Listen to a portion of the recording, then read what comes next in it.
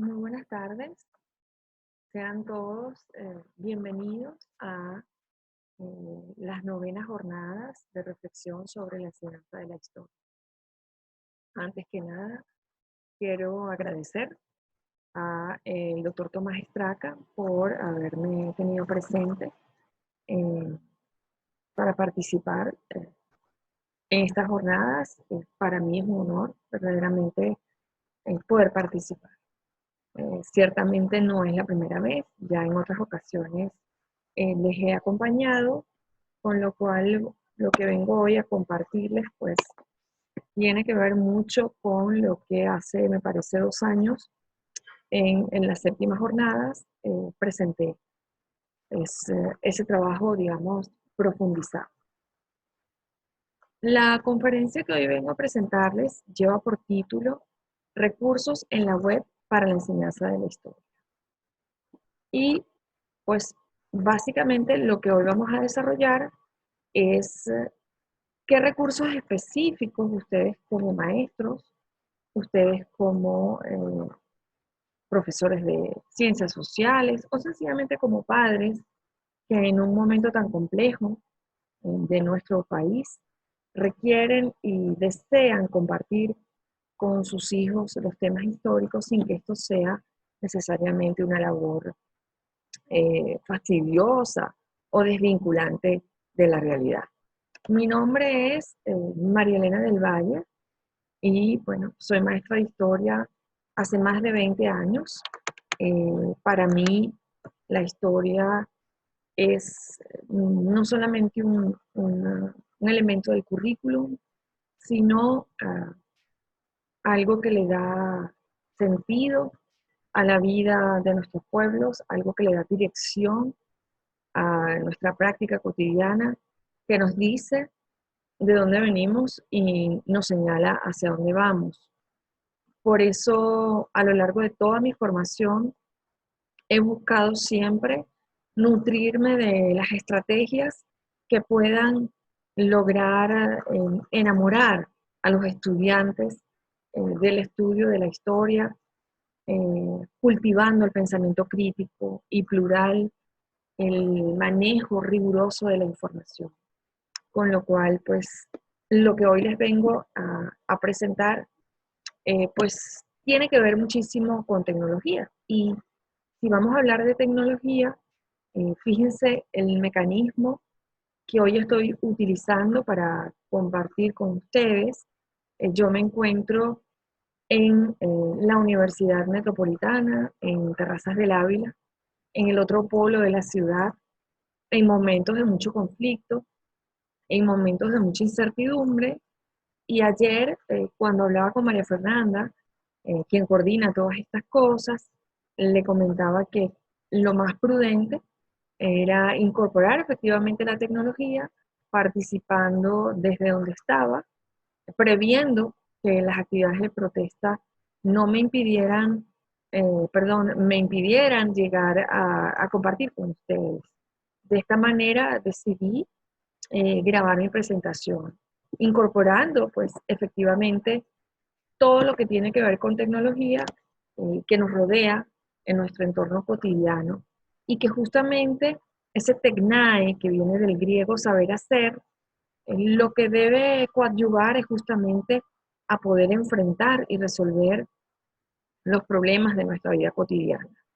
De tal forma que cuando nos planteamos incorporar la tecnología y sobre todo pues comprender cuáles de esos elementos tecnológicos podemos incorporar a nuestra práctica como maestros, pues realmente son muchísimos los usos y las incorporaciones que podemos hacer de manera consciente y estructurada a nuestra práctica cotidiana dentro y fuera del aula. Lo que a veces tenemos es que atrevernos, me parece, a salir de nuestra zona de confort, de la didáctica que tal vez se ha ido instalando en nuestra forma de actuar y que es como una suerte de guión repetido, atrevernos a hacer cosas nuevas, incorporando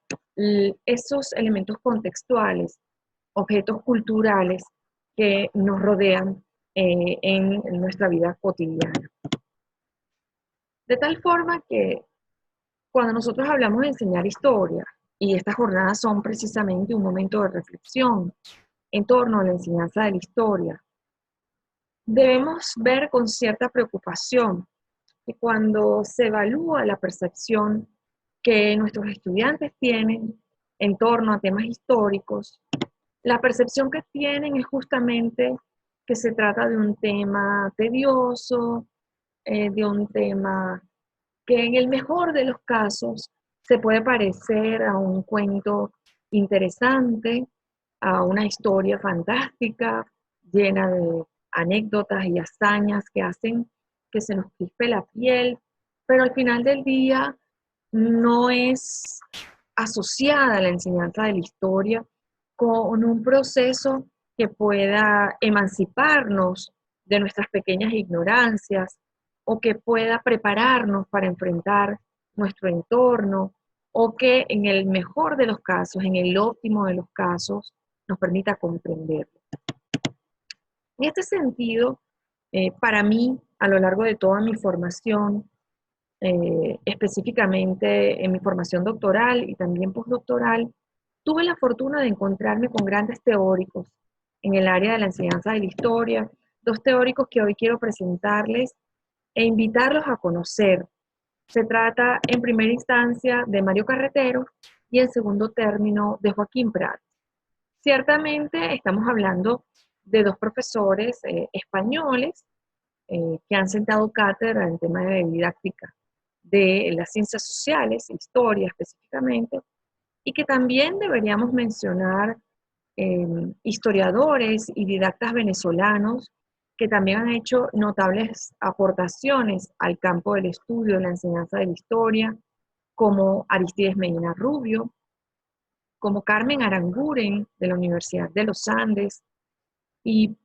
no puedo dejar de mencionar a mi muy querida y cercana amiga, la doctora Inés Quintero.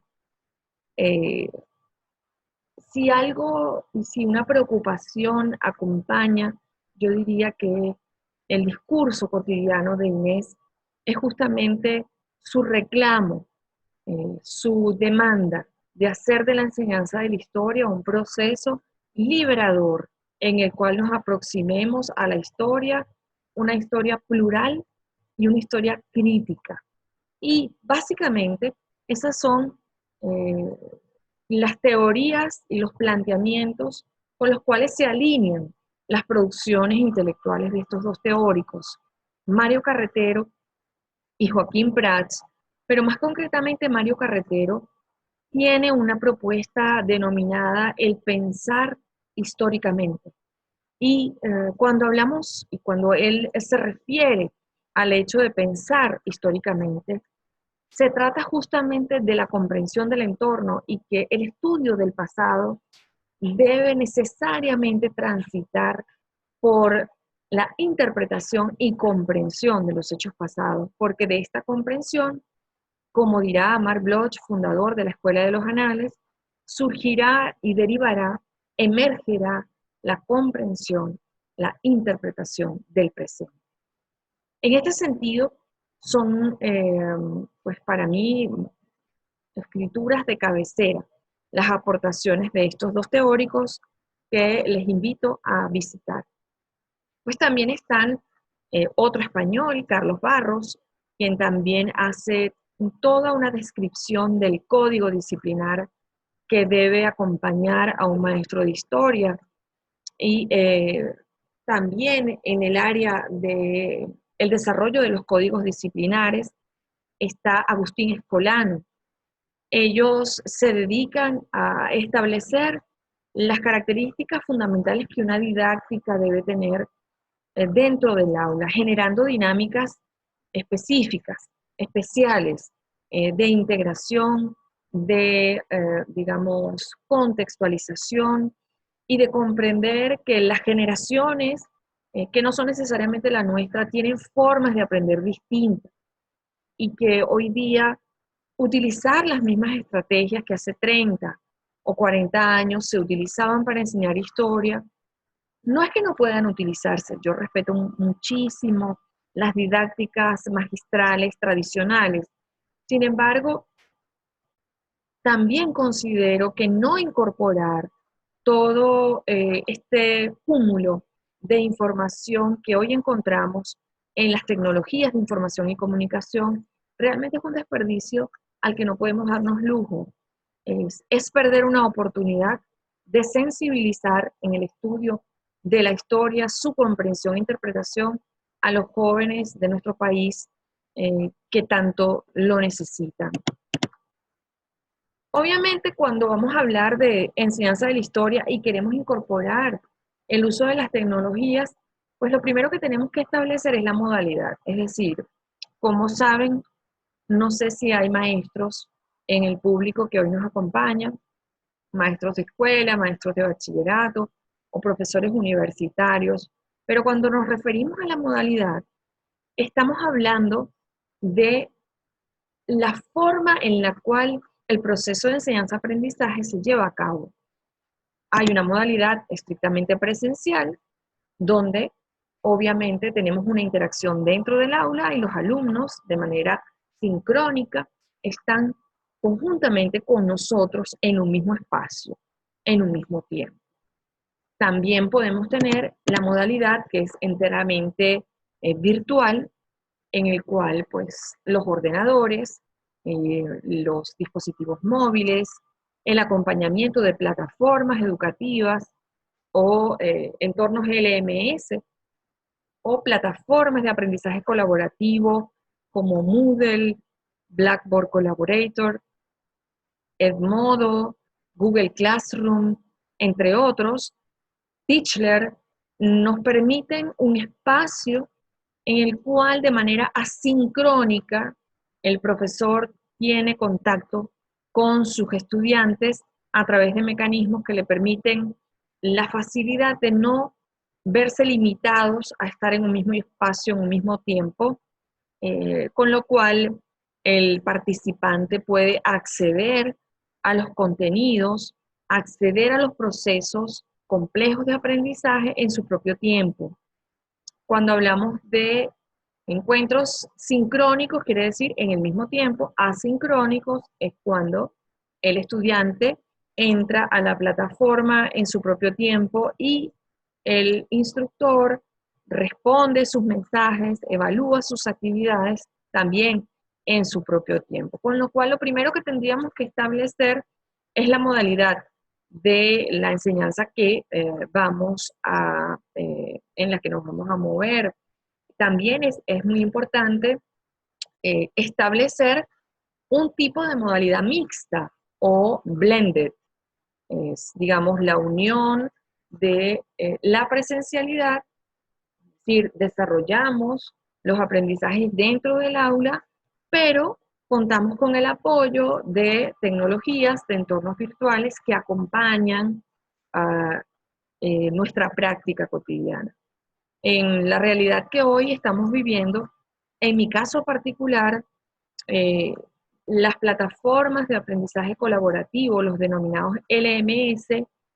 se han constituido en la herramienta más efectiva para estar en contacto constante y directo con mis estudiantes y que todas estas contingencias que estamos teniendo que atravesar no afecten su rendimiento, su aprendizaje y su crecimiento dentro de su carrera. Ahora bien, ¿de qué forma podemos incorporar las tecnologías o las herramientas que están disponibles en la web en nuestra práctica cotidiana? Yo, lejos de quedarme solo en el entorno teórico, he traído un ejemplo concreto que se llama WebQuest. Seguramente alguno de los que está en el público, que hoy me está escuchando, ha escuchado hablar alguna vez de WebQuest, de esta herramienta. Es realmente una metodología de aprendizaje que de la que les voy a conversar y la que les voy a dar un ejemplo concreto. Además, les voy a dar la posibilidad de otros ejemplos distintos al que yo voy a desarrollar, todos obviamente en el campo de la historia. Pues la palabra quest en inglés significa búsqueda y web obviamente porque esa búsqueda que se va a emprender se realiza en Internet. En este sentido, lo primero que tenemos que, digamos, tener claro, y sobre todo un paradigma sedimentado del cual nos tenemos que liberar, es que Internet es un espacio que nuestros estudiantes no deben consultar, que es un espacio ilegítimo, que es un espacio es, con poca rigurosidad científica, sin mayor sobriedad en el manejo de la información. Ciertamente, Internet es un espacio libre en el cual cualquier persona, sin tener efectivamente la preparación y los recursos o la estatura intelectual adecuada, puede desde crear un blog, un wiki o crear su propia página web, sencillamente pagando un derecho de dominio en Internet. Ciertamente existen muchísimos espacios donde la rigurosidad científica es sencillamente un chiste, donde hay informaciones que no son contrastadas ni verificadas. Pero esto no quiere decir que también existan bibliotecas virtuales y herramientas valiosísimas que podemos incorporar en nuestra práctica cotidiana al enseñar historia. ¿Qué es el WebQuest? Pues es una idea de un profesor investigador de la Universidad Estatal de San Diego, quien desarrolla esta idea de esta búsqueda guiada por la web en 1995. Como pueden darse cuenta, realmente no es una estrategia, digamos, que pueda tener el mismo carácter añejo de una clase magistral o de tal vez hacer, pues qué sé yo, un mapa mental o líneas del tiempo. No. La WebQuest es un proceso más complejo que, como su nombre lo indica, implica el proceso de búsqueda guiada por parte de nuestros estudiantes en el Internet. Es muy importante que sepamos que cuando diseñamos una WebQuest, lo hacemos en función de unos objetivos preestablecidos. Y esos objetivos preestablecidos necesariamente deben estar alineados con unas competencias genéricas a las que seguramente va a responder nuestro diseño instruccional. La Universidad Católica Andrés Bello, por ejemplo, la Universidad Central y la Universidad Metropolitana, de la que yo soy profesora, actualmente están trabajando desde hace algunos años, específicamente la Universidad Metropolitana desde el año 2011, en el diseño de actividades, cursos y pensum completos por competencias. En el caso de la Universidad Metropolitana, tenemos 22 competencias genéricas, de las cuales hemos establecido niveles de dominio e indicadores de desempeño. En el caso del WebQuest, se pueden desarrollar específicamente de manera declarada la competencia de trabajo en equipo. Si vamos a asignar esa WebQuest como una actividad que se desarrolla de manera semipresencial, es decir, trabajamos con el estudiante en el aula, pero contamos con el apoyo de un LMS, un entorno de aprendizaje colaborativo. Si organizamos a nuestros estudiantes en equipos, podemos trabajar la necesarísima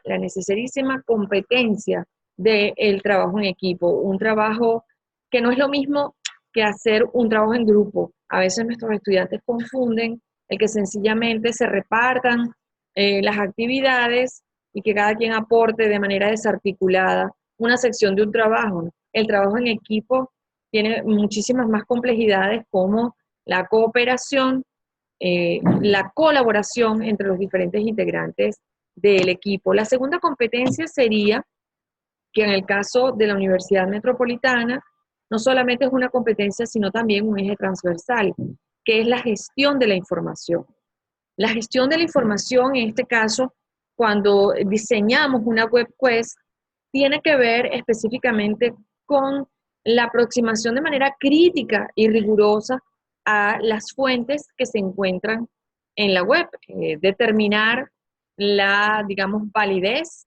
o legitimidad académica de la información a la que estamos accediendo en la web para que este pase, es decir, este cúmulo de información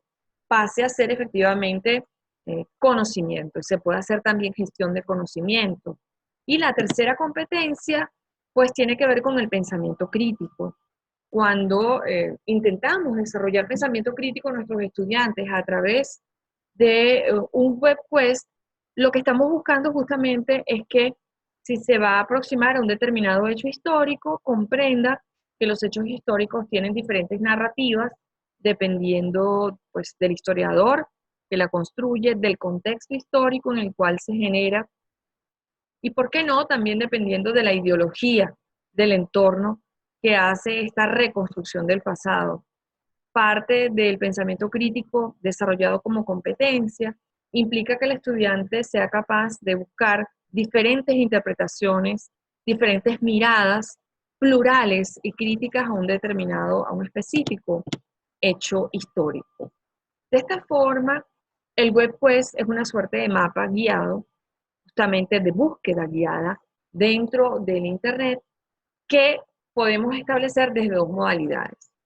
Una, ya existen web quests en el área de la historia diseñadas que están en repositorios de recursos para profesores de historia, o podemos generarla nosotros mismos eh, dependiendo de lo que nosotros estemos esperando que nuestro estudiante haga, sobre todo de la complejidad que queremos tenga la actividad que estamos planteándole. En este sentido, imaginémonos que el tema que queremos desarrollar con nuestros estudiantes es el tema de la revolución industrial y la industrialización, y que específicamente eh, el contenido que queremos desarrollar son el establecimiento de coordenadas espaciotemporales de la revolución industrial y del proceso de industrialización. Para lograr esto, estamos esperando que el alumno sea capaz de distinguir entre revolución industrial e industrialización, situar cronológicamente el inicio de la revolución industrial en Inglaterra y las razones que allí la ubican, situar también cronológicamente el proceso de expansión por Europa y por el resto del mundo, y que todo esto lleve al establecimiento y a concretar gráficamente el eje cronológico o línea del tiempo con información precisa. Supongamos que ese es el objetivo que queremos pues, desarrollar. Obviamente, dependiendo de la complejidad de lo que nosotros nos estemos planteando, pues podemos, en este caso, permítanme para compartirles la pantalla de este recurso, trabajar específicamente el tema de la revolución industrial a través de libros y literatura especializada que existe en la web.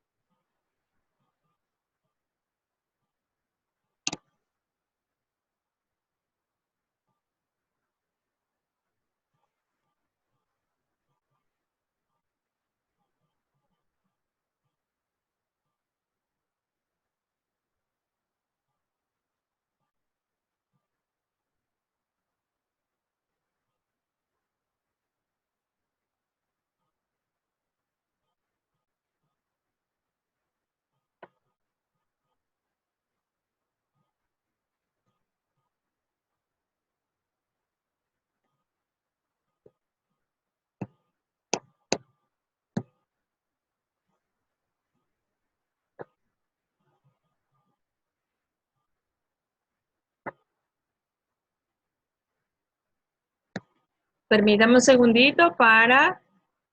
cerrar esta pestaña. Y como veíamos en esta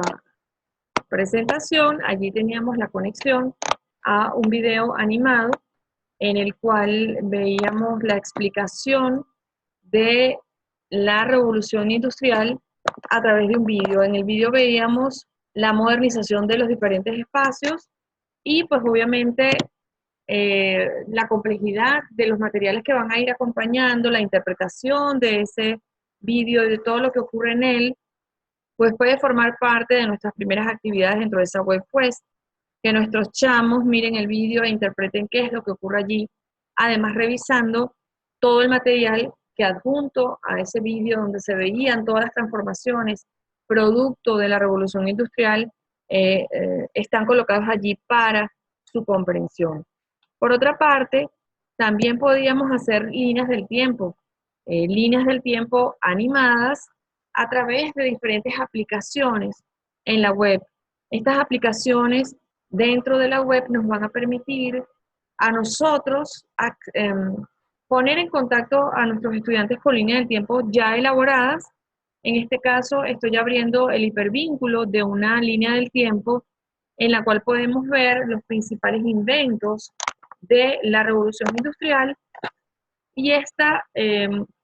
línea del tiempo, como pueden ver, explica los diferentes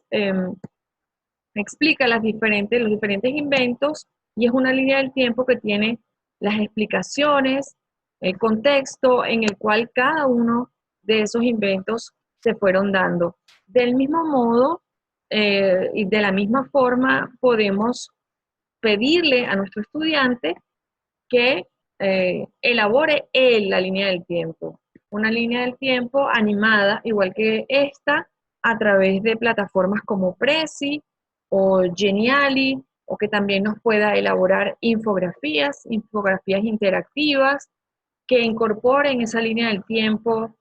algún artículo específico, algún vídeo relacionado, o una galería de fotografías, entre muchas otras cosas que pudiéramos pedirle también a nuestro estudiante. También podríamos incorporar dentro de esa webquest la elaboración de un mapa interactivo en el cual pudiéramos, por ejemplo, mirar el desarrollo de la revolución industrial a través de una herramienta específica, en este caso Google Maps,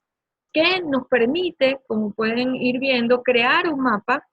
y en ese mapa ir colocando diferentes hitos, marcas importantes, señalamientos, y que ese mapa el estudiante pueda luego interpretarlo, presentándolo a sus compañeros, incorporando bibliografía. Supongamos que parte de todas esas instrucciones son las actividades que yo quiero ponerle a mi estudiante como parte de esa web quest que él va a tener que realizar. En un principio, la revisión de un vídeo explicativo de los cambios generados por ejemplo, en el entorno, específicamente las modificaciones del campo y la ciudad como consecuencia de la revolución industrial, invitarlo a una biblioteca digital y pedirle que revise específicamente algún texto, o puedo tal vez pedirle que reconstruya la biografía de algún personaje importante de la revolución industrial. Puedo pedirle que o bien interprete una línea del tiempo, como es el caso del ejemplo que acabo de colocar, o que la elabore en función, por ejemplo, de algún invento en específico. Puedo repartir los inventos en el salón y pedirle al estudiante que haga la evolución de ese invento, por ejemplo, a través de una línea del tiempo. O en el mapa, no solamente señalar dónde surge en primera instancia la revolución industrial, sino cómo se va expandiendo pues, por toda Europa. ¿Qué otros ejemplos tenemos? Bueno, yo les quiero recomendar esta página que es para maestros de historia, que se llama histodidáctica.es, y que específicamente en este link que les comparto tenemos muchísimos ejemplos de webquest que quiero compartirles y que ustedes pueden incorporar en su práctica cotidiana. ¿Dónde está lo interesante acá? Pues que podemos trabajar, como les decía al inicio de mi presentación, con webquests que ya han sido desarrolladas o crearlas nosotros, que fue el ejemplo que hicimos. Fíjense, por ejemplo, acá tenemos una ya elaborada sobre el fin de la Guerra Fría, los siervos y los vasallos, los niños de la guerra, en este caso es de la Guerra Civil Española. Esta es sobre el medioevo. Por otra parte, también podríamos incorporar dentro de las tecnologías juegos online, juegos en línea, que el estudiante, para poderlos realizar y para poder ganar los diferentes retos que le pide el juego, pues tiene que conocer la literatura correspondiente. Entonces, por ejemplo, en el caso del medioevo, pues tenemos representaciones de las cruzadas, los diferentes enfrentamientos que se van a dar y que pues, el estudiante juega y a la vez aprende, ¿no? Tiene que ver con un concepto relativamente nuevo que se llama gamification o gamificación, o tiene que ver con la incorporación de estrategias lúdicas eh, con premios e insignias que se van ganando. Esta es sobre la industrialización y la revolución industrial, la revolución francesa, el final de la Guerra Fría, un viaje a la antigua Roma, proyectar la realización de un peplum mitológico en este caso, Erika y el Holocausto, orientada para la educación primaria, el origen del hombre, la transición democrática española, los castillos medievales, la guerra civil española, hacia la Europa del siglo XXI, Egipto antiguo, pues un montón, como pueden ver, de ejemplos específicos que podemos tener, que podemos utilizar dentro de nuestras aulas de clase. Finalmente, pues decirles y ponerme a su absoluta disposición para asesorarles en este sentido en la medida en que yo les pueda ser útil. Mis redes sociales son las que aparecen pues en esta presentación y estoy completamente a la disposición para asesorarles en proyectos específicos o, ¿por qué no?, a darles talleres de capacitación en diferentes contextos. La idea es entender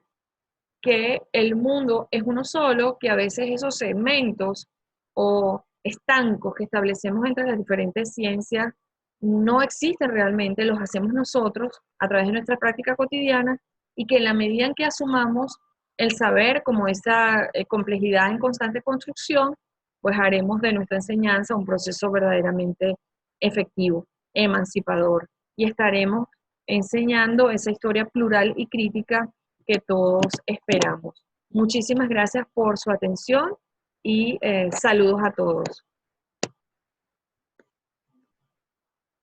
Hasta luego.